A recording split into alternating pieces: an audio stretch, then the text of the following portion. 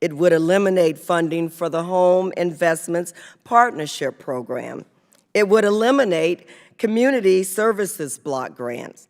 And it would even eliminate the low-income home energy assistance program. The president of the National League of Cities said President Trump's proposed budget, and I quote, threatens the safety and prosperity of cities around the country. I could not agree more. But what does it all mean? Well, it means low-income American families may go without heat in the winter and air conditioning in the summer. It means that the elderly, children, and people with disabilities will not receive funding that is critical to these vulnerable populations. It means funding for after-school programs will disappear. And it means that counties and cities will have to divert funds as they are forced to do more with less. It will negatively impact public health and safety across the country, and it will negatively impact budgets nationwide. Regardless of whether you live in rural areas or urban cities, you will be hurt by this budget. When these cuts to vital programs are proposed, they are packaged as cost savings efforts. This isn't true. This is cost shifting to someone else, and the quote, someone else, is the most vulnerable families in our communities and states and local governments. I look forward to hearing about unfunded mandates facing local governments, but as part of this conversation, we must reject the president's massive budget cuts and the burden they impose on local and state governments. I understand as well as anyone how federal mandates can pass costs down to state and local governments that impact the outlook for their budgets. We must distinguish between mandates that assure basic rights and protections and mandates that impose burdens. For example, there are mandates that ensure clean water. All we have to do is look at the crisis in Flint, Michigan, to understand what would happen if these protections were eliminated. As this committee found, the problem in Flint was not federal overreach. It was that the federal government did not step in sooner to protect the citizens of Flint. And now an entire generation of children will be paying the price as they deal with the consequences of lead poisoning. The solution there is not just to eliminate the mandate, it's to provide adequate funding to comply with it. Then there are examples of mandates that burden state governments. It's no secret President Trump wants local governments to help with immigration enforcement. At the same time, however, his proposed budget looks to eliminate the state criminal alien assistance program, which provides reimbursements to state and local governments for incarcerating undocumented immigrants. This is a prime example of states being asked to do the federal government's job at their own expense. We cannot lose sight of why we're concerned about the burdens of state and local governments in the first place. It's about doing what is best for Americans everywhere. The funds at this level and the services provided are crucial to Americans across this country. We cannot tolerate irresponsible cuts to these needed programs. Again, thank you so much, and Mr. Chairman, I yield back. I thank the gentlewoman, and I also look forward to working with you, and I think we have a lot of opportunities, a lot of good work to do on this committee. The committee will hold the record open for 5 legislative days for any members who would like to submit a written statement. We will now recognize our panel of witnesses. First of all, Senator the Honorable Wayne Niederhauser, President of the Utah State Senate, who represents the 9th State Senate District in the great state of Utah. The Honorable Gary Moore, Judge and Executive of Boone County, Kentucky. Mr. Moore chairs the National Association of Counties, Environment, Energy, and Land Use, and is the former chairman of the Opioid Epidemic Task Force. I got out of order, Mr. Davis. I'd also like to recognize Senator Jim Davis of North Carolina's 50th District. Welcome today. The Honorable Jermaine Reed, Councilman of the City of Kansas City, Missouri. And I'm now pleased to recognize Congressman Connolly from the great state of Virginia to recognize our last witness. I thank my friend, and I thank the chair and the ranking member for holding this very important hearing. In fact, when I was chairman of Fairfax County, from which Mr. McKay comes, I actually testified before this committee when Tom Davis was chairman and Henry Waxman was ranking member on unfunded mandates. Unfunded mandates particularly affect local government. In fact, local government's on the receiving end not only from the federal government, but from state governments. I noticed we have 2 state senators, one of whom at least was in local government, but it is all too often the practice at the state level to frankly slough off burdens onto localities. I know that goes on in my home state of Virginia, and I know Mr. McKay is on the receiving end of that as a supervisor from Lee District in Fairfax County. Mr. McKay is a longtime friend of mine for over 2 decades. We worked together in a myriad of enterprises, in transportation, in human services, on the Legislative Affairs Committee, which he now chairs, which I also used to chair. And I know he understands intimately the impact on the budget, because he now chairs the Budget Committee for the Fairfax County Board of Supervisors, a county bigger than 8 states. So, you know, he's dealing with really large issues, and it's a full enterprise government. So it's everything from human services to a bus fleet. And they know the impact of unfunded mandates, Mr. Chairman. And I've always said as a local government official and now up here, if Congress thinks an idea is really worth doing, we should pay for it. It should never be a burden put on somebody else. No Child Left Behind is a great example. You know, maybe good intentions, but it was an unfunded mandate, and that, you know, that was always my problem. So I welcome Mr. McKay being here, representing you know, a wonderful place, Fairfax County, and I thank him for being willing to spend his time and bring his expertise to this committee. Welcome to you all. Pursuant to committee rules, all witnesses will be sworn in before they testify. Please rise and raise your right hand. Do you solemnly swear or affirm that the testimony you're about to give will be the truth, the whole truth, and nothing but the truth, so help you God? Thank you. Please be seated. Let the record reflect that the witnesses answered in the affirmative. In order to allow time for discussion, please limit your testimony to 5 minutes. Your entire written statement will be made part of the record. The chair now recognizes Mr. Niederhauser for his testimony.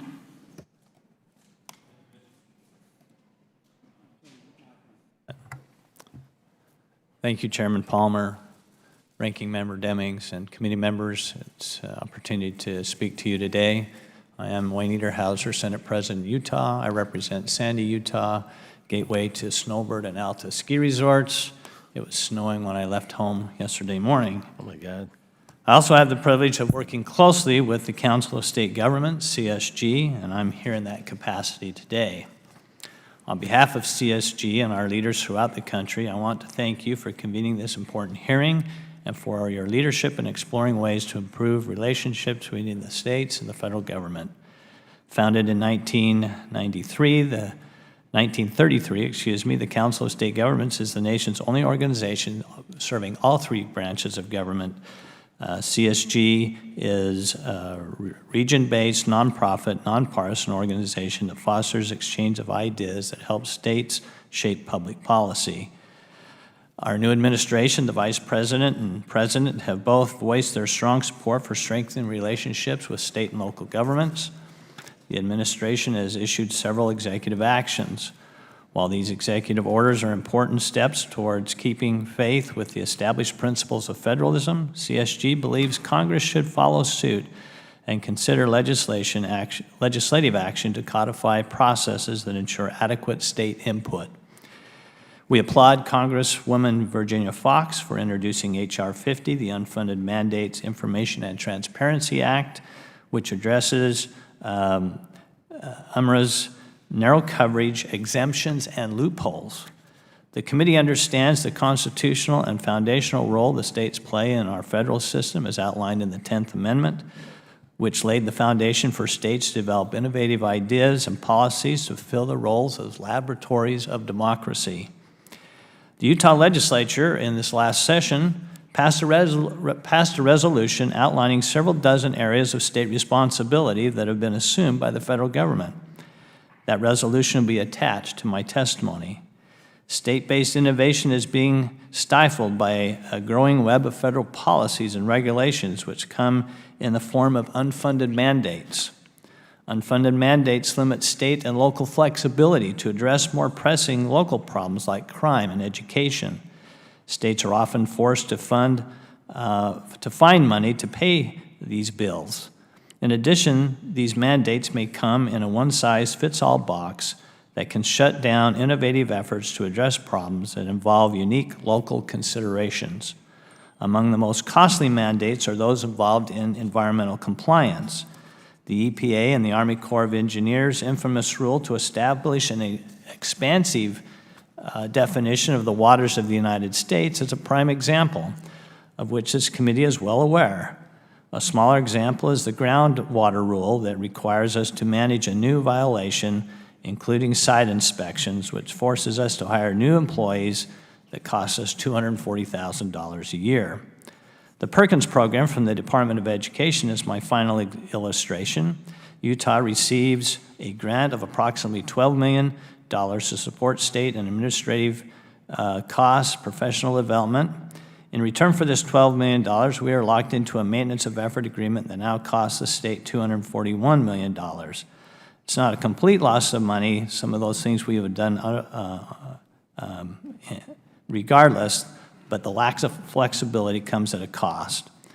I'm attaching a summary of our Perkins analysis. Goals behind federal mandates are often admirable, but local governments have admirable goals also. More important to citizens, more likely to be effective and less expensive. Along with the cost of financing these new mandates, the majority of federal regulations have been enacted with limited or no input or consultation from local governments. This is what led CSG to start a multi-year initiative focused on improving the role of states in the federal system. I've included the full list of principles in my testimony. One size does not fit all. Local government should be encouraged to provide unique local solutions.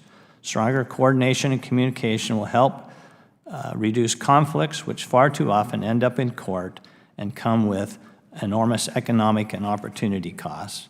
Cooperative federalism requires the federal government to work in good faith with the states as equal partners. The broken system demands Congress to implement changes to the process. Navigating this relationship between the federal government and the states and local government, I believe with your leadership, will improve. Again, I thank you for this opportunity to appear before you today and look forward to your questions. Thank the gentleman for his testimony. The chair recognizes Senator Davis from North Carolina. Good morning. Thank you, Chairman Palmer and Ranking Member Demings and members of the subcommittee. I'm delighted to be here today. And I appreciate the opportunity to share the impact of unfunded mandates, or what I call federally imposed burdens, on North Carolina state and local governments. I'm here to provide examples of compliance challenges and their associated costs from such mandates. I serve North Carolina's District 50, which covers the 7 westernmost counties in the state. Collectively, these counties contain almost 900,000 acres of federal land, large tracts removed from development opportunities and the property tax base. As a result, these counties face significant challenges in their ability to provide critical services to their citizens. The added cost of compliance with unfunded mandates exponentially stress these already struggling local governments. On the opposite side of my state, the U.S. Army Corps of Engineers dredges federal channels and disposes of dredged materials in federal waters offshore. Coastal counties seeking resources to renourish beaches and to repair from coastal storms often have need of dredged sand. But before any restoration can begin, managers of renourishment and repair projects must navigate the federally imposed bureaucracies of 2 separate agencies. First, they must secure a federal lease from the Bureau of Ocean Energy Management. Then they must work through the National Environment Protection Act sediment sampling process for approval to extract sand from federal waters and place it back on the beach. Delays in these processes are the norm and force local governments to create funding by increasing sales and property taxes on our citizens. Our North Carolina workforce, and in particular our citizens with disabilities, along with our North Carolina Division of Vocational Rehabilitation and its contracted providers, are being directly and deleteriously impacted by numerous federal unfunded mandates associated with rules and regulations promulgated in Section 4 of the Workforce Innovations and Opportunity Act. These mandates include extension of service obligations. DVR programs are now responsible for services to youth with the most significant disabilities starting at age 14 for up to 4 years, with no additional funding and no previous responsibility. Funding must come from either North Carolina taxpayers or reduction or elimination of services for other citizens. New mandated allocation of state's DVR federal grant. 15% of the total DVR federal grant money is now mandated for a new responsibility to provide pre-employment transitional services to youth starting at age 14. The 15% requirement was not graduated for infrastructure ramp-up, causing states to forfeit federal funds. With forfeiture of funds, no additional funding, and no previous responsibility, the money must come from North Carolina taxpayers or reduction or elimination of services. While the legislative intent of the Workforce Innovations and Opportunity Act was intended to benefit our workforce and citizens with disabilities, it was, in effect, a regulatory overreach, an attempt to legislate through rulemaking, which resulted in noble intentions becoming unfunded mandates, ungrounded in reality. The North Carolina Department of Transportation is rife with examples of the burdens of unfunded federal mandates. NCDOT is responsible for all modes of transportation in my state. The NCDOT also oversees and helps expand economic opportunities through the North Carolina states and the North Carolina ports, and North Carolina Global Transport.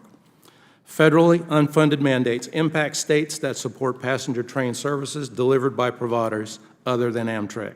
There is no federal funding to support the additional costs associated with this designation, and the total financial impact to North Carolina is over $1.5 million per year. Due to a change in the federal definition of passenger ferry, base appropriations for North Carolina's ferry system went from $22 million in 2007 to over $31 million in 2008. And I could list many other federal mandates that cause our state to either increase taxes or reduce services. But I would like to conclude my testimony with this compelling example from a business owner in my district. His experience is at best a sobering commentary on compliance challenges and associated costs from unfunded federal mandates. He was told by a compliance officer charged with enforcing EPA guidelines that his boiler system was compliant with current emissions of arsenic. However, he would be required to reduce the emissions from 12 parts per million to 4 parts per million. After spending over $200,000 on consultants, lawyers, and other experts, this business owner learned two things. One, the technology didn't exist to reduce it to 4, and secondly, arsenic occurs naturally in our air at 12 parts per million. Rather than invest $200,000 on needed equipment, employee raises, or profit, the business owner spent his money on efforts to comply with the impossible. Where I come from, $200,000 is real money. I commend my testimony to you and welcome your questions. Thank you. The chair recognizes the gentleman from Kentucky, Mr. Moore, for his testimony. Chairman Palmer, Ranking Member Demings, and distinguished members of the committee and subcommittee, thank you for holding today's hearings on unfunded mandates. I'd also like to say hello to Kentucky Representative Comer, and if he's able to join us later, my Congressman Massey, Thomas Massey. My name is Gary Moore, and I am the elected County Judge Executive in Boone County, Kentucky, and I'm honored to provide testimony today on behalf of the National Association of Counties to share how we can strengthen the intergovernmental consultation process. This issue is so important to counties nationwide as we work to balance our budgets and provide critical services to our constituents, including public safety, health services, fire and rescue, infrastructure development, and much more. As this committee examines the impacts of unfunded mandates, I'd briefly like to share a few points for your consideration. First, the regulatory consultation process between federal agencies and state and local governments needs to be strengthened. In 1995, Unfunded Mandates Reform Act, UMRA, was instrumental in reducing unfunded mandates in federal legislation for state and local governments. In fact, CBO periodically and proactively brings together NACO and other state and local organizations to discuss proposed legislation that could result in unfunded mandates. However, the framework it established for the regulatory consultation process has been less effective. It tasked each agency with developing their own internal process, which we found to be inconsistent across and within agencies. We often find that the agencies just want to check a box instead of having meaningful discussions with us as intergovernmental partners before and throughout the rulemaking cycle. We are encouraged that Congress has been working on legislation to strengthen this process and hopefully curb the number of unfunded mandates. For example, H.R. 50, UMITA, would increase transparency about the cost of unfunded federal mandates to state and local governments. Similarly, H.R. 1009, the OIRA Insight Reform and Accountability Act, would increase levels of consultation and collaboration between agencies and state and local governments. Time and time again, we see major federal regulations like Waters of the U.S., the Ozone Rule, and the Department of Labor's Overtime Rule finalized with little or no consultation with state and local governments, even though these regulations have major practical and financial implications for counties. Second, counties face mounting fiscal stress from unfunded mandates. Counties must operate balanced budgets. We often do not have the flexibility in our budgets to pay for new federal requirements. In fact, 45 states already impose limitation on counties' ability to raise additional revenue. In my home state of Kentucky, the burden of an ever-growing list of federal and state mandates has resulted in reduced funding for county jails, inmate health care, infrastructure maintenance, while other funding limitations are affecting our county-run 911 systems. Federal policies and programs developed with only the impact on the federal treasury in mind put the ability of local governments to fulfill our responsibilities at risk. Finally, our system of federalism requires a strong federal, state, and local partnership to achieve our shared goals. Unfortunately, our intergovernmental partnership is often out of balance as federal agencies impose one-size-fits-all approaches, taking away local decision-making. When the federal agencies do engage in meaningful consultation, they are better able to develop practical rules that accomplish our shared goals. Mr. Chairman, thank you again for the opportunity to discuss these issues and the major impact of federally imposed burdens on state and local governments. In short, we hope Congress will implement a consultation process across the federal government that includes working with state and local partners early and often. I'm happy to answer your questions. Thank you. Thank the gentleman for his testimony. The chair recognizes Mr. Reed for his testimony. Well, thank you, and good morning to you, Mr. Chairman, and ranking members and members of this committee. I am Jermaine Reed, a member of the City Council from Kansas City, Missouri, and it's an honor to be able to join you on behalf of National League of Cities, the oldest and largest organization representing American cities and towns. City leaders, as you have indicated, are on the front lines of almost every issue, from education, healthcare, environment. Cities and towns are making major strides in these areas because we are in the business of finding solutions to the challenges that face our communities. But one of the biggest barriers to our progress is the burden of unfunded mandates. All city leaders face tough budget choices and what services that we are able to provide. But often, the added burden of unfunded mandates is the last straw for straining local budgets. We at National League of Cities are opposed to unfunded mandates. As it's been indicated, with the release of the President's budget proposal, The concerns on whether federal government can reduce or eliminate could be eliminated without shifting the cost to local governments has never been greater. The across-the-board proposed cuts to critical funding for programs and services in cities, the new unfunded mandates it would create. And we urge Congress to reject these proposals, these cuts. Our constituents depend on the success of our federal-local partnership to ensure that government services are affordable, reliable, and also high quality. To achieve that, I urge the committee to work to eliminate unfunded mandates and other regulatory burdens, support local flexibility and control to avoid taking a one-size-fits-all regulatory approach. The partnership between local, state, and federal government works best when our unique powers and responsibilities are clearly defined and respected. Local government's biggest duty is to provide services, solve day-to-day problems, and respond directly to the needs of our citizens.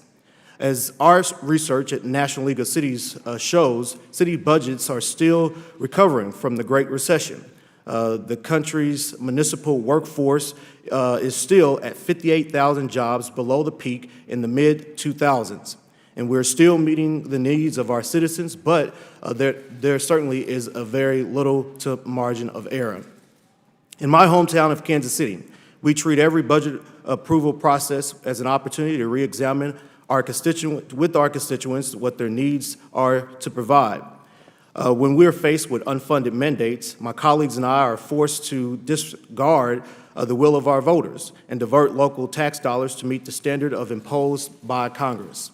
As explained in my written testimony, the unfunded mandates that we're facing include regulation from Clean Water Act, the Clear Air Act, and the Americans with Disability Act. And right now, I'd like to focus on the Clean Water Act and what it takes for cities our size to comply with unfunded mandates it's proposed. In 2009, in order to meet the requirements under the Clean Water Act, Kansas City developed a 25-year plan called the Smart Sewers Program. The program includes 101 separate projects and comes at a cost at nearly $5 billion, financed entirely by wastewater fees. In order to fund these improvements, the city was forced to impose double-digit increases on our residents each year for the past 7 years. The average monthly bill has more than doubled, from $48 in 2009 to nearly $101 today, with major burdens on our elderly and low-income citizens. In addition to the Smart Sewers Program, the city has been mandated to invest in over $800 million in wastewater systems upgrades to meet the population discharge and regulation by the year of 2035. Now, let me be clear that these programs are important and include many benefits to our community, but without the adequate funding, we have no input from local elected officials. They leave our city helpless to meet the federal needs and to balance our local budgets. Cities need to have a seat at the table during the rulemaking process to ensure that local consideration and consequences are taken into account. As I stated in my written testimony, I'd like to commend EPA for the significant improved consultation process with state and local governments, and I urge all federal agencies to learn from their progress. More importantly, on behalf of the National League of Cities, I urge this committee to improve the federal-local consultation process in a way that local government input consideration in rulemaking is made. This can be achieved through the consistent consultation guidelines across federal agencies and the low consultation thresholds, as EPA example has shown. With more opportunities for local officials to participate in the rulemaking process, we can eliminate unfunded mandates at an early stage and give local governments the flexibility to balance their budget, provide high-quality services, and respond to our constituents' needs. On behalf of the National League of Cities and the City of Kansas City, Missouri, thank you for the opportunity to submit this testimony on this critical issue, and I look forward to your questions. Thank you for your testimony. The chair now recognizes Mr. McKay for his testimony. Good morning. Thank you, Chairman Palmer, Ranking Member Demings, Representative Connolly, members of the subcommittee. Thank you for the opportunity to testify today. My name is Jeff McKay, and I serve as chairman of both the Budget and Legislative Committees on the Fairfax County Board of Supervisors. I also serve on the Board of Directors of the Virginia Association of Counties. Many of you are probably familiar with Fairfax County. From Tyson's Corner Mall to the Springfield Town Center to Wolf Trap to Mount Vernon, we have transformed from a rural farming community into the largest jurisdiction in the Washington, D.C. area and the largest jurisdiction in the Commonwealth of Virginia, with a highly diverse population of over 1.1 million people. We hold a coveted AAA bond rating and among the most highly educated populations in the nation. We have a strong partnership with the federal government with $54.7 billion in total defense spending in FY 2014. Nearly 30,000 defense personnel are located in Fairfax County, Virginia, in addition to many other federal employees. We value the close relationship we have with the federal government and are even seeking to expand it with the potential relocation of the FBI headquarters in Springfield, Virginia. We very much are your partners, and we are proud of that relationship. Though Fairfax is often described as a wealthy community, we have many individuals and families who are struggling, including approximately 70,000 people living in poverty. Nearly 51,000 students in our public school system qualify for free and reduced price lunch. Only 5 school divisions in Virginia have more total students than we have on just free and reduced price lunch in Fairfax County. As has often been said, local government is the level of government that's closest to the people. We are where the rubber hits the road. Unfortunately, we're also the level of government with the fewest revenue options, making it even more difficult to address an increasing list of federal and state mandates. In Fairfax County, we estimate the county spent approximately $1.4 billion on federal and state mandates in FY 2016, with a net fiscal impact of $834 million. Of course, we often support the policy goals the mandates seek to achieve, but mandates often prescribe not only what we must do, but how we must do it, though they rarely include sufficient funding to carry out those requirements. In Virginia, localities are even more limited than in many other states, as Virginia is a strict adherent to something called the Dillon Rule, a doctrine of limited authority for local governments. As a result, we have very limited revenue authority, leading to an over-reliance on property taxes. Virginia also provides less funding to localities than many states, ranking 38th nationally in state per pupil funding for K through 12 education. The challenges we face would be exacerbated if the recent budget proposal by the Trump administration were enacted. Dramatic reductions in federal operations could lead to dramatic consequences for us. A recent study by George Mason University illustrates them. A decrease of 20,000 to 24,600 federal jobs in the D.C. region, removing $2.3 billion to $2.7 billion in federal salaries from our economy. A decrease in $800 million to $1.2 billion in federal procurement spending in our region.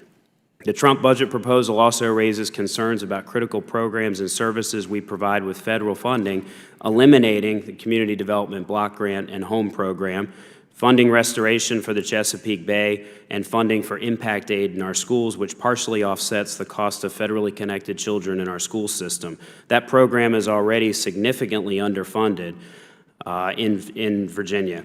Consideration of such massive cuts is alarming, as we point to many successes where federal contributions were integral. Our transportation proposed to be reduced by 13%. Some excellent projects that have happened in Fairfax County could not happen under this budget proposal. As I mentioned earlier, most mandates come with insufficient funding, but they're also overly prescriptive. If such mandates were eliminated, we in Fairfax County might address the same issues, but in a completely different way.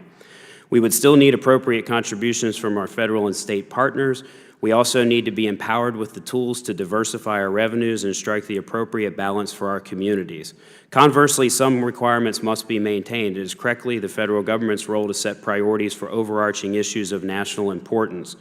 Localities are struggling to meet increasing needs with decreasing revenues. In Fairfax County, we continue to try to find solutions to creative solutions to problems, to leverage the funds that we have, but demands are beginning to outstrip our means. We already do more than is required in areas that the state does not provide essential funding and services. We cannot also step into the federal government's shoes and backfill the substantial loss of federal funds. Keep in mind that unlike the federal government, we are required by Virginia law to annually balance our budget, a task made more difficult by federal underfunding and unfunded mandates from both the state and federal level. Thank you again for the opportunity to testify on behalf of Fairfax County, Virginia today, and I look forward to your questions.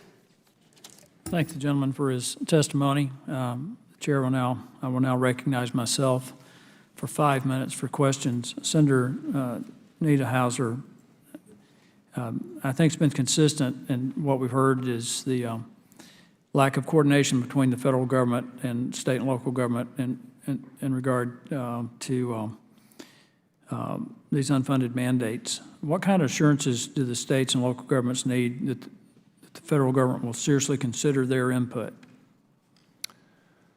I think that improving the Unfunded Mandates Reform Act would be a great place to, I think that's one area that could be worked on. The idea that there's non-compliance with that in the administration, I think, is a problem. Reaching out to organizations like the Council of State Governments, National Council of State Legislatures, there's other organizations like ALEC. These are all legislative organizations that will give it some really good input and state view on issues. And then I think that there ought to be a question asked before you go down the road on any mandate, whether that is something the federal government ought to be addressing or the state government. Let me just give you an example. When I was, it's probably about 2008, 2009, I was the chair of the Health Systems Reform Task Force in Utah. And we were going down the path of health reform. We were one of the first states to create an exchange. Utah, a red state, we created an exchange, a health exchange. We were already on this path, and then we felt like we were preempted by the ACA, the Affordable Care Act. And then we were playing defensive, trying to figure out what that meant for us. And so I think there ought to be that question asked before we even begin the discussion of some laws, and especially regulations, because I think what happens is the regulators kind of take laws beyond what they were ever intended to address. And Congress, I believe, needs to be more involved in making those decisions rather than an administration, so that we have some more consistency and we have the voice of the people involved. I want to come back to that, but just in general, and each one of you can answer yes or no. You can elaborate a little bit if you'd like, but based on your experiences, do you believe the Unfunded Mandate Regulatory Act's requirement for consultation between state and local governments effective in its current form? I think you've already answered that it needs to be reformed. Mr. Davis? Yeah, I agree that it does need to be reformed, but I think a lot of it has to do with the cost associated with it, and rather than the product. I think it's very important that when we look at these mandates from the federal government, that we're looking for a goal, and we're not just concentrating on how much it costs us to get this goal. Mr. Moore? Mr. Chairman, I believe that UMRA has worked well on the legislative side. Where it has not worked well is on the regulatory side. We, as local and state officials, elected officials, if we're involved in the process on the regulatory side, we can improve the process. We can often, I believe, avoid some of the pitfalls we see with some of the bureaucracy that we see from the federal government. So I would suggest that the successes on the legislative side be more strictly applied to the regulatory side. Mr. Reed? Yeah, Mr. Chairman, I echo the comments of my fellow witnesses. You know, we are asking that if you have a seat at the table in the beginning, then it will really help eliminate some of the costs that we are finding with our citizens who are bearing the burden of a lot of the mandates that we have to pay. As I indicated in my testimony, you know, from 2009 and the water bills that continue to be increased, you know, if there was a way that we could actually figure out ways to pay for these items before we actually have to increase the budget, it would help eliminate a lot of the burden that many of our citizens are experiencing. Mr. McKay? Thank you. I associate myself with the comments of Mr. Moore as well. I think local government seat at the table is critical. We're closest to the people. And in terms of interaction with the feds and state, you know, it's very easy for the states to take federal unfunded mandates and just push them right down to the county level. And so that's certainly the process that takes place in Virginia. And, you know, there doesn't seem to be the consultation at all with local governments in terms of what impact that has, just a simple legislative act by the states to push down to the lowest level. There's something that's consistent in all of your testimony and I think evident in your answers to that question. That is that the process would work much better if we left the implementation of the regulations in the hands of state and local government, even to the degree of perhaps sending the funding down with the regulations. For instance, the EPA mandates. They're writing the regulations, but I think in Mr. Niederhauser's testimony, it may have been, I think it was your testimony, you said 96.5% of the environmental regulations are implemented or administrated at the state level.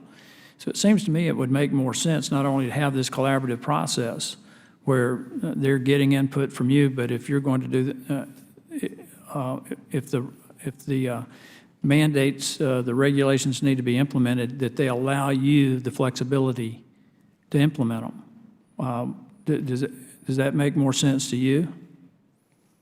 Nodding is appropriate, but for the record, that indicates an affirmative to the question. So I want to come back to some of this and some other areas as well, but at this point, the chair recognizes the ranking member from Florida, Ms. Demings, for 5 minutes. Thank you so much, Mr. Chairman. And again, to our witnesses, thank you so much for being with us today as we discuss this very important topic. Mr. McKay, Fairfax County, like many other counties across the country, relies on federal funding for its residents. In your testimony, you did express concern, though, about President Trump's budget. How would his proposed cuts impact Fairfax County? If you could just elaborate a little more on how you would be directly impacted. Sure, I appreciate the question. First, there's impacts to actual programs that I mentioned in my testimony, significant impacts. As I mentioned, there's 70,000 people in Fairfax County living in poverty. So obviously reductions in the Home Investment Partnership, CDBG funding are significant.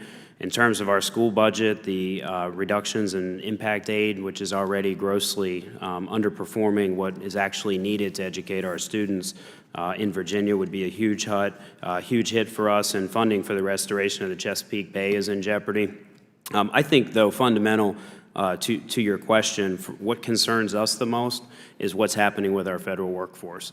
So there are a lot of federal programs that would affect Fairfax if they're not funded, but as I mentioned, we are home to a significant federal employee population.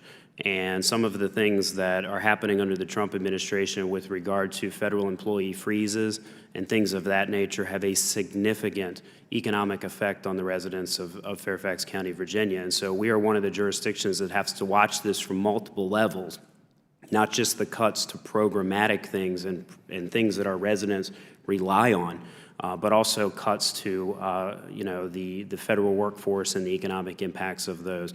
We also are very concerned about some of the impacts to transportation. We're sitting here in the nation's capital. Many of your staffs rely on Metro to get to and from work. And without federal support of Metro, we remain very concerned about the funding that's going to be necessary to sustain the Metro system. And so we're watching this from many different angles, not just programmatic, but also from in terms of the impact to the finances of the very people that live in our county. If the budget cuts did move forward, how do you believe state and local governments would be able to make up the difference? I don't believe that we could. To tell you the truth. We in Fairfax long have a history, unfortunately, of having to make up where the state and federal governments do not adequately fund programs, but we cannot sustain that. As I mentioned in my testimony, we do not have the revenue sources at the county level to be able to expand. We're left with property taxes, which is a very regressive tax on people in a very high income but high cost of living area. And so I don't believe that we can sustain the type of federal cuts that are in this budget, and I don't think that local governments will be able to make that amount up. Thank you. Judge Moore, your organization, the National Association of Counties, supports the low-income home energy assistance program. Is that correct? The association, I believe, does, yes. Okay. President Trump's proposed budget calls for the elimination of that program. Is that correct?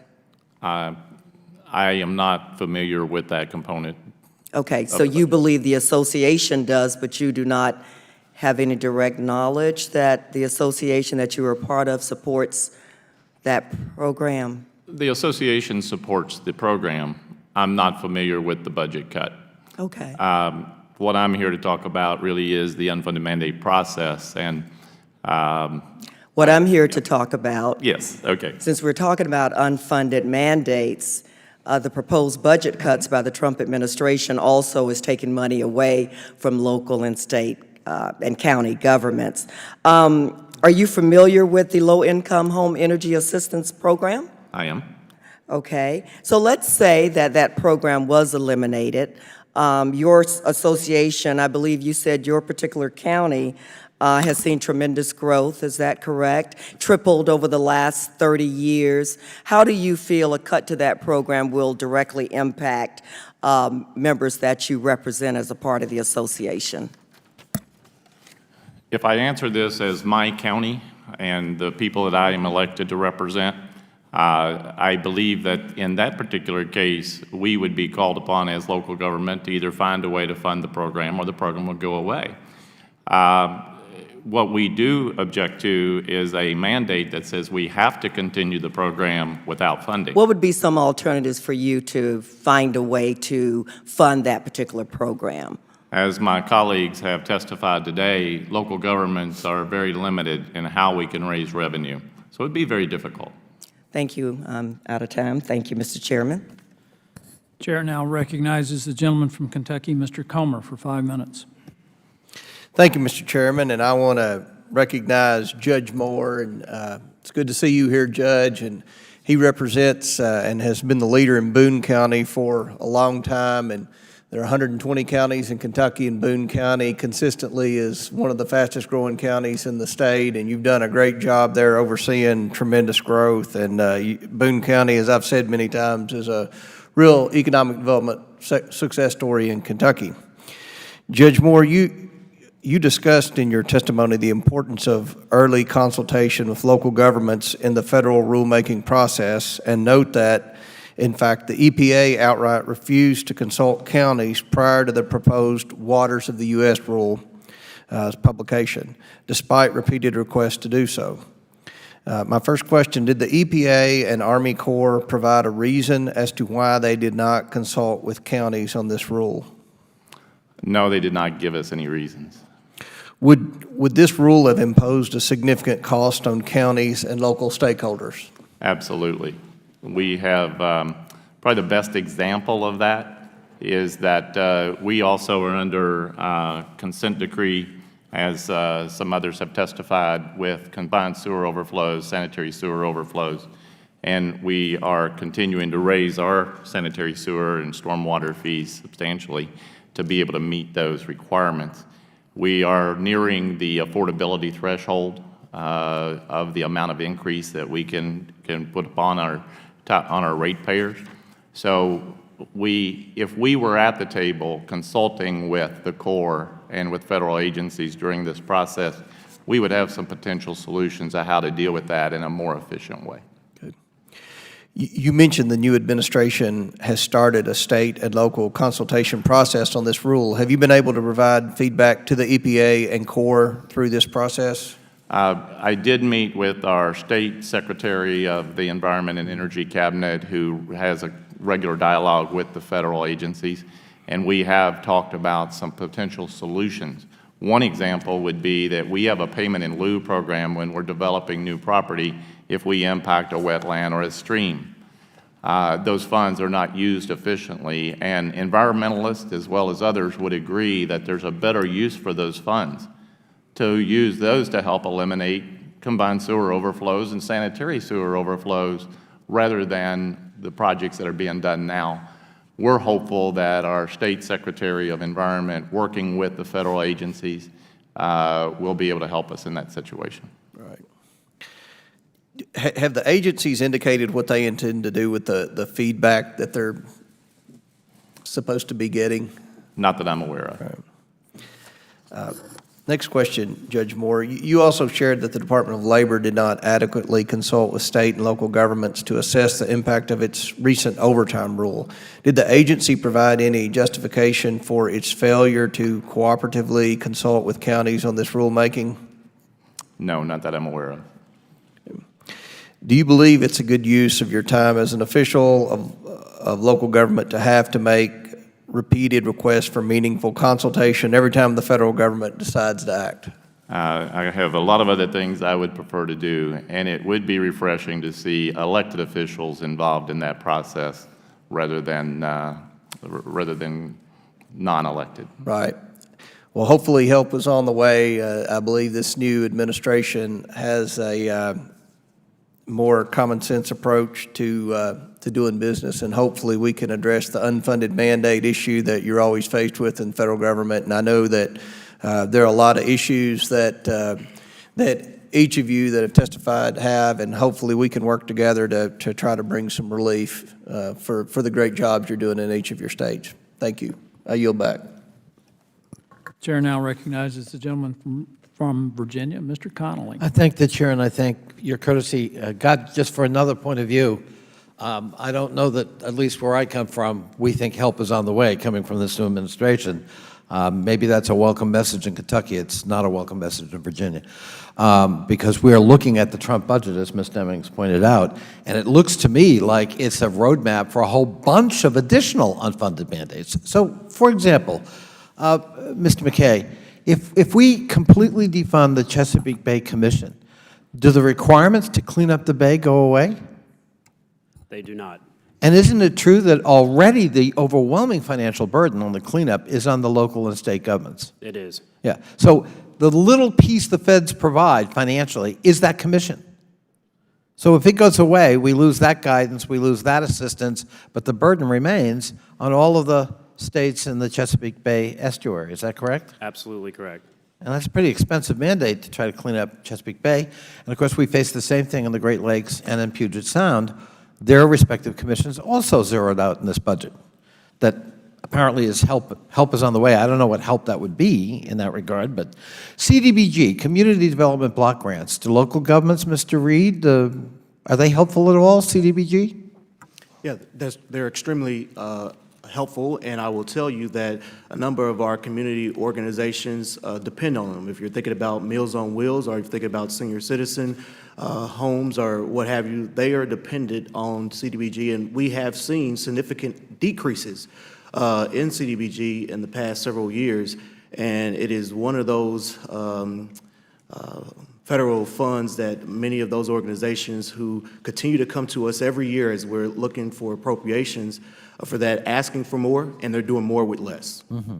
So again, you've got both state and federal mandates in terms of the provision of mental health, Sure. disabilities, senior citizen needs, and the like. They don't go away, No. even if the federal funding does. Is that correct? Correct. Mr. McKay, I noticed Kentucky, of course, did expand Medicaid pursuant to the Affordable Care Act. Virginia did not.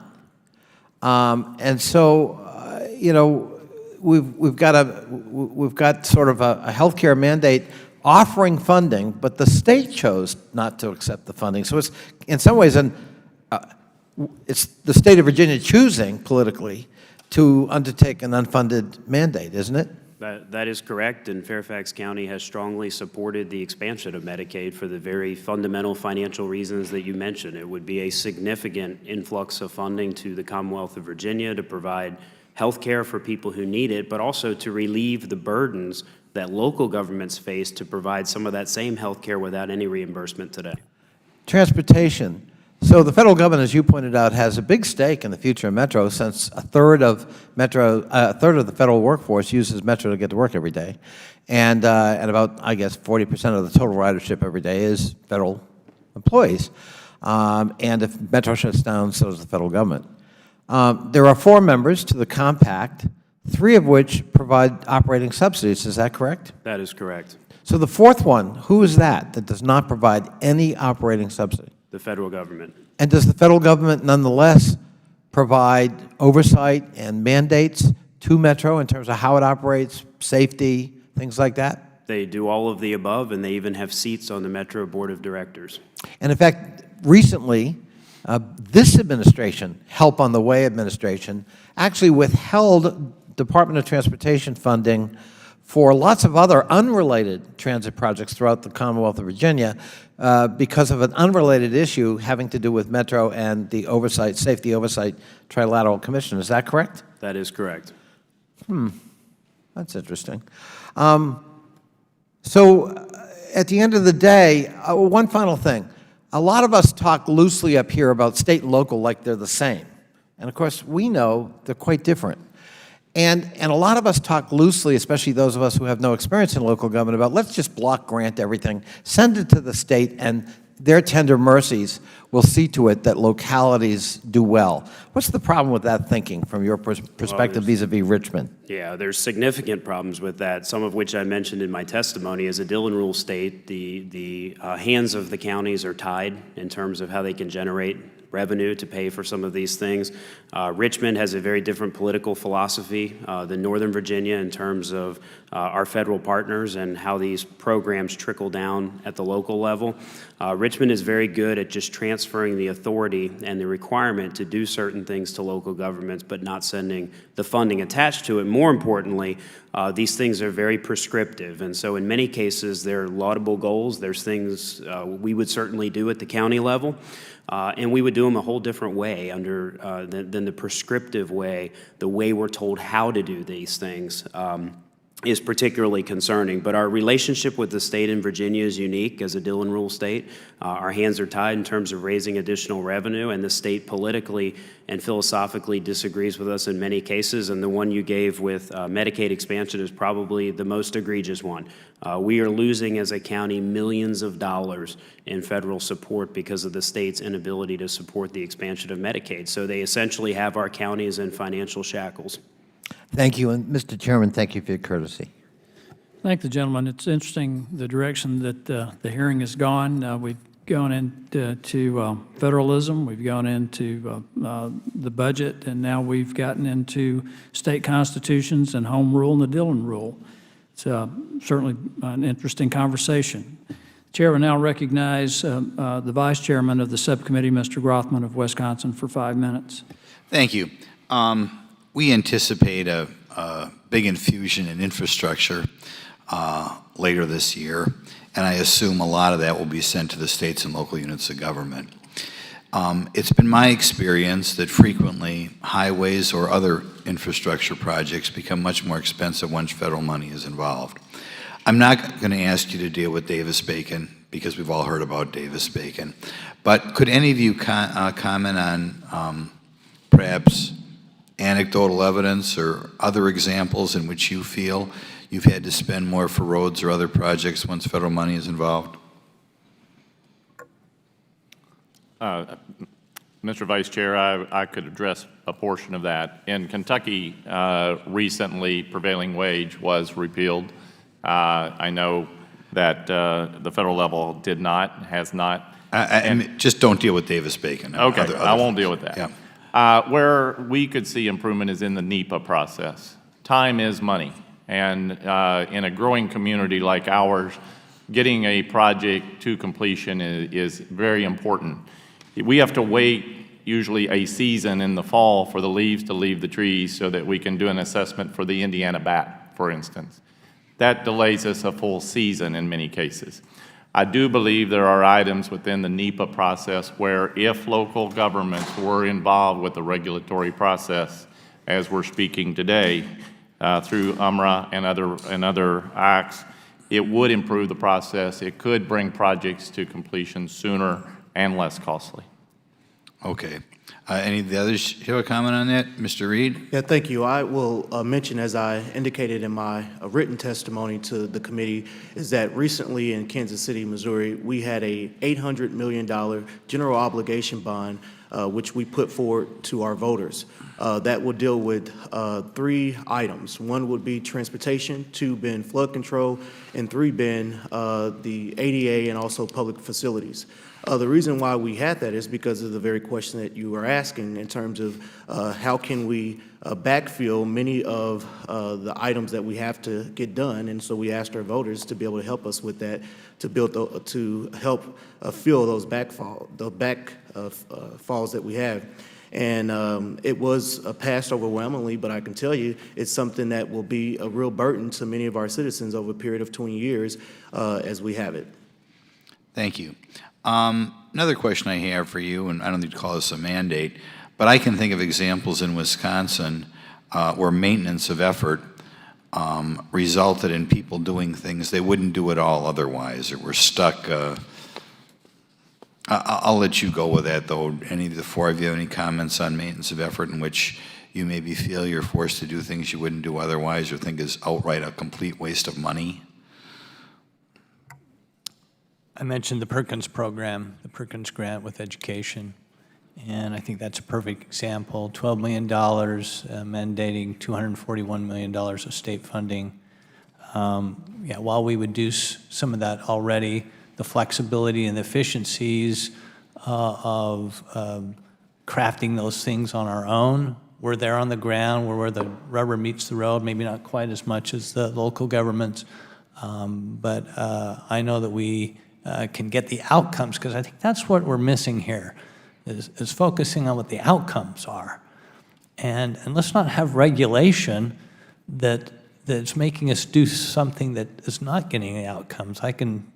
We have a list of those things, and focus on clean air, clean water, getting our children educated. But we waste and we burn money with regulation that really doesn't have an impact on the bottom line. I'll think of TANF funds for both of the guys on the state level. Do you ever feel that you're getting money that you don't need? Yes.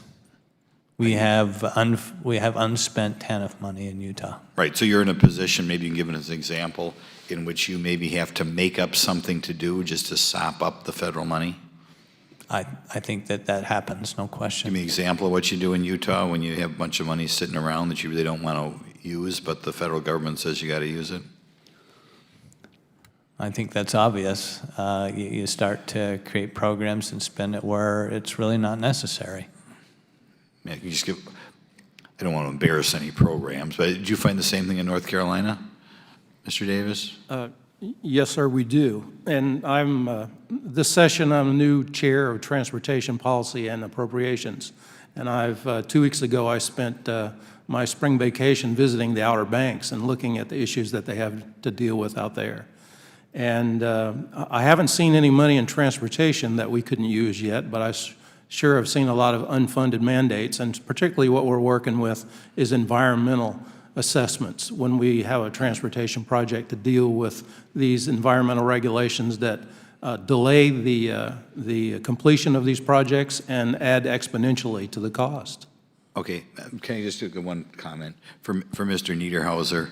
I would like if you could get something together, because then we have an appropriations committee that I hope I can trust, but we don't know yet, who might be under the impression we have to keep TANF at a current level. And if you could, give us something in writing that we can forward to these guys so they realize that, I know Wisconsin also does things that we just throwing away money because we have a maintenance of effort on this stuff, but thank you. Thank you. Thank the gentleman. The chair recognizes the ranking member, Ms. Demings, for additional questions. Thank you so much, Mr. Chair. Councilman Reed, the administration's proposed budget would cut $482 million from the EPA's categorical grant programs that aid state and local governments in protecting human health and the environment. Your testimony indicates that cutting categorical grant programs that serve state and local governments is a step in the wrong direction. Is that correct, and why do you feel that way? Well, we feel it's a cut, as I believe I even mentioned earlier, is that these would be, unfortunately, ways that we would have to try to figure out where do we get the funding from. And so we feel as if it would be a step in the wrong direction.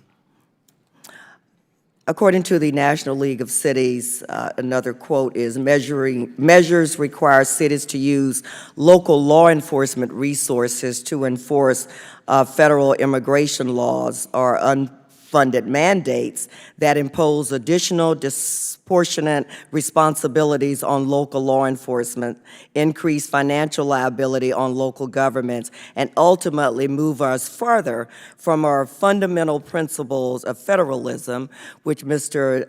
Niederhauser spoke so eloquently about in his opening statement.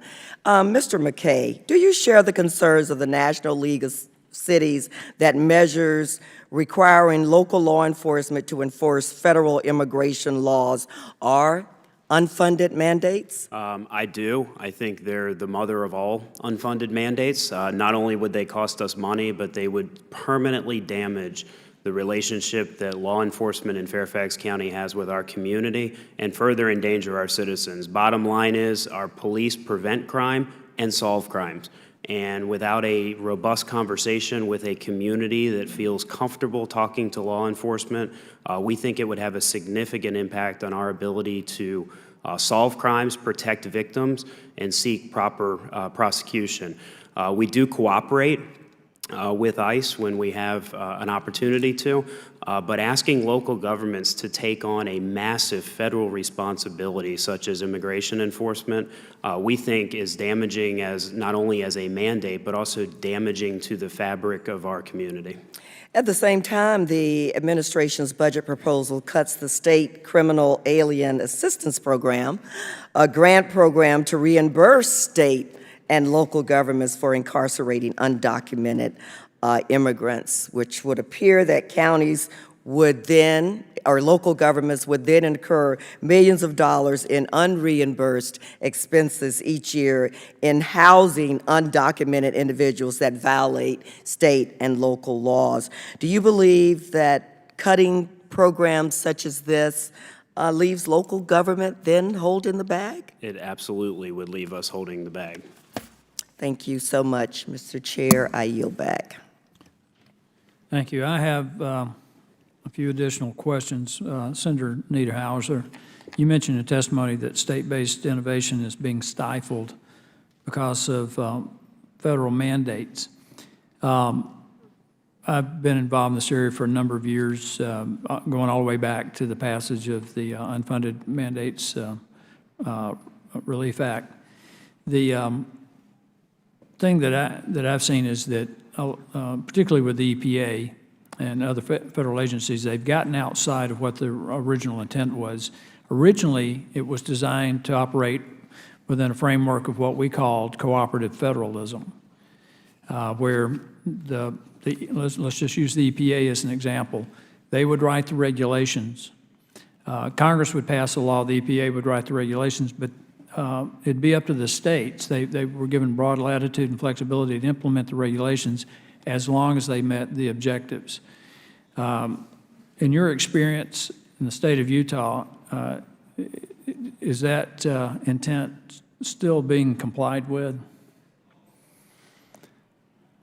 Well, we want clean water, and we want clean air. Those are good outcomes. But we feel like we're tripping over a bunch of regulation that's costing us a lot of money, creating inefficiencies and burning state tax. Let me ask it this way. Does the state of Utah have the ability to effectively partner with the federal government, whether it's EPA or another federal agency, to implement federal regulations? No, it's a top-down approach to But do you government. do you think you have the ability within the state of Utah to implement these guidelines if given the flexibility and the latitude to do so? Absolutely. Utah has shown through a number of different policies that we can innovate, that we can do things and have outcomes and save tax dollars. Do you believe that you can do it in a more cost-effective manner and accomplish the same objectives than within the current framework that you're having to operate under? Absolutely. Mr. Senator Davis.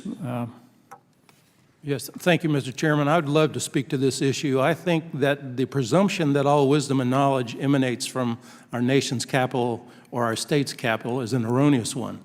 Some of the most creative and innovative ideas that I've ever seen are from local government. As a matter of fact, I use them as a resource.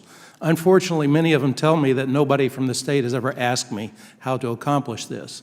And for that reason, I strongly support block granting a lot of things to the state and to the local government. Hold them accountable, tell them what the goal is and what the end product that you want, but get rid of a lot of needless regulations. Those people on the ground, they know what they are.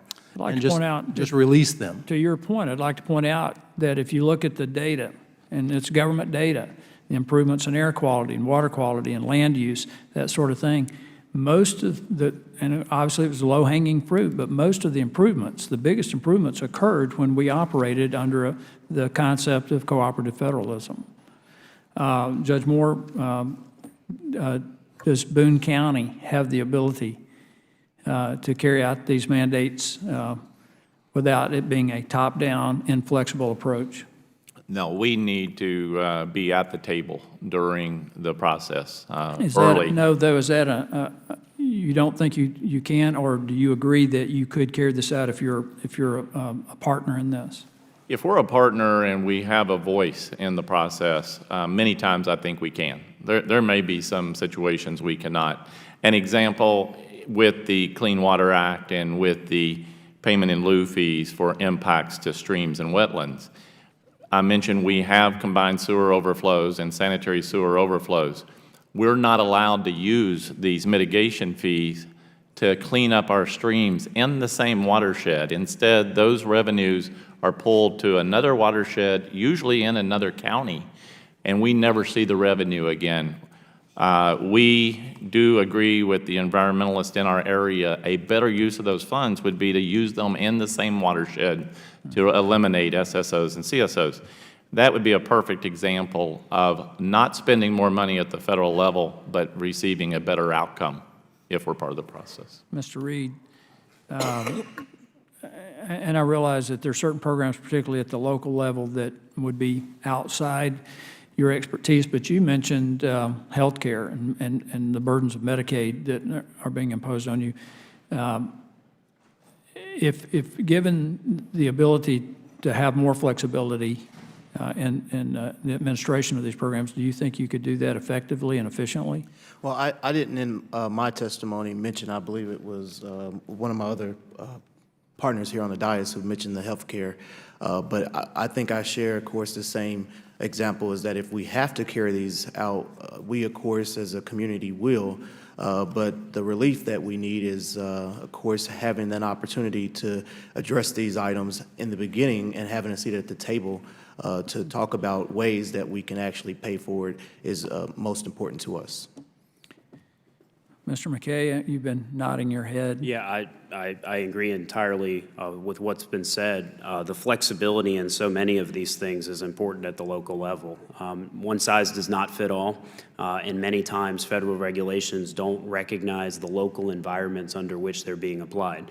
And the only way to realize that is to have local officials at the table and a good cooperative relationship. So while I agree with many of the federal requirements, certainly of the EPA and want clean air and clean water, we would like to see more flexibility in how those are applied, a recognition particularly of local government's ability to pay and absorb these regulations, and frankly, more flexible timelines, less punitive actions, and more cooperation, especially with the jurisdictions who are making attempts to do the right thing. There doesn't ever seem to be a recognition of that when the federal government is looking at these. And so one size does not fit all in the ground level application of these regulations. We need that flexibility.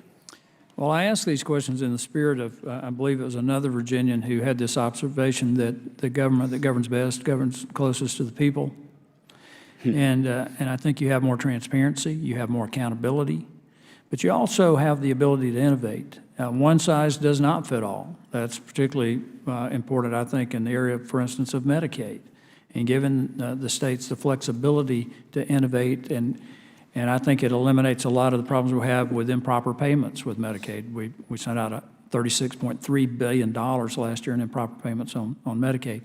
Same thing's true of going back to the original intent of the EPA and cooperating with state and local government and allowing state and local government to implement federal regulations with broad latitude as long as you meet the standard, because the objective is, Senator Niederhauser has mentioned several times, we want clean air, clean water, we want wise land use, we want to preserve the environment for the future. But those are not inconsistent with allowing the states more latitude in carrying out these regulations. And I think the situation that we find ourselves in right now with these unfunded mandates makes that extremely difficult for you and extremely costly, and diverts resources away from other programs that really need the money. It makes it, and particularly at the local level, because you've got so little ability to generate revenues to meet some of these mandates. I now recognize the Vice Chairman, Mr. Grothman of Wisconsin, for 5 minutes. Sure, I just want to give you guys one more chance, because I can think of so many ways that constantly ran into situations where states are doing something that's sometimes a complete waste of money and sometimes even counterproductive to meet federal mandates. Particularly for the state guys, Mr. Niederhauser and Mr. Davis. Do you have any experience on problems with education because of federal mandates, things where your schools are maybe doing something they wouldn't have to do otherwise? Well, there's a lot of examples. One was just, it's been several years ago, how school lunches changed, mandated by, well, it's an administration issue. They were working fine in Utah, but new requirements. Actually, my wife works at the elementary school across the street. She found that children were eating less, even though some of those were intended to, some of those mandates were intended to help nutrition. The outcomes were not there. In fact, it was the opposite. So that's just one. There's, I mean. Could you give us some others? Yeah. For example, I mentioned the Perkins program in my testimony, but just the thing that really we struggle with in Utah is education's a big deal. Mm-hmm. And 91% of the money comes from state assessments, taxes. But yet 9% of the money coming from here in Washington is driving the ship.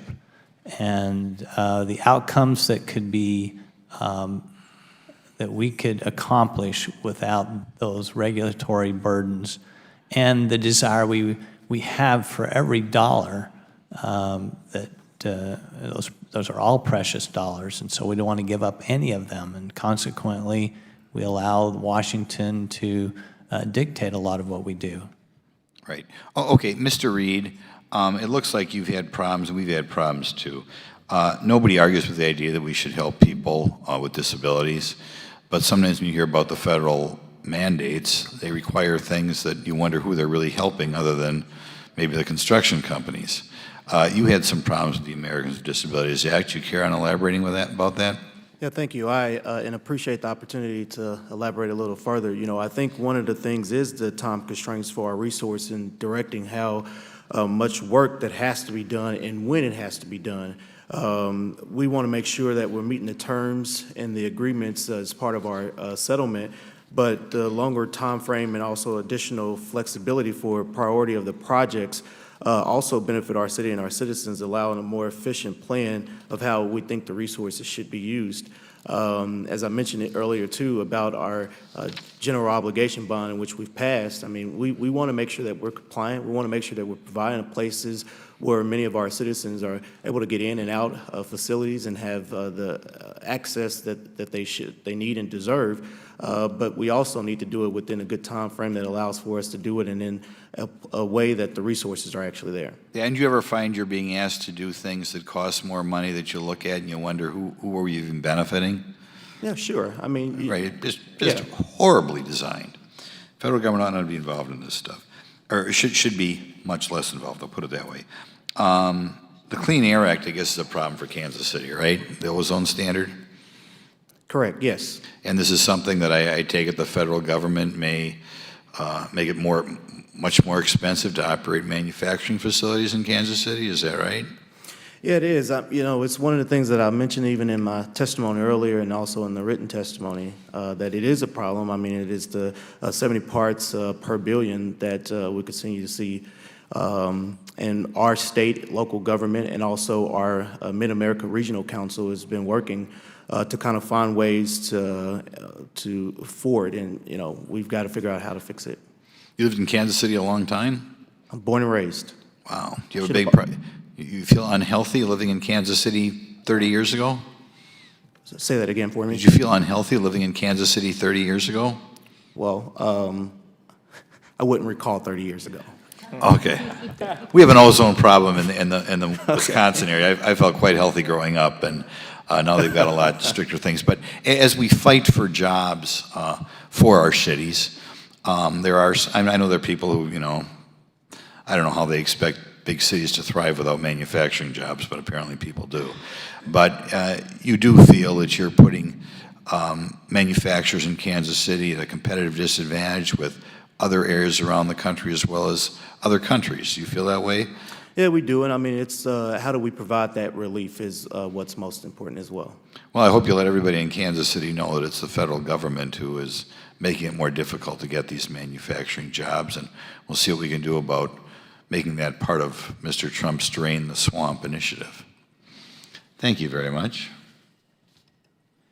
I'd like to thank the witnesses for taking time to appear before us today. Mr. Niederhauser, I think there was a request for additional information on your TANF program in Utah, which, as you provide that, appreciate if you'd provide it to the subcommittee, and we will provide that to Vice Chairman Grothman. If there are no further business, without objection, the subcommittee stands adjourned.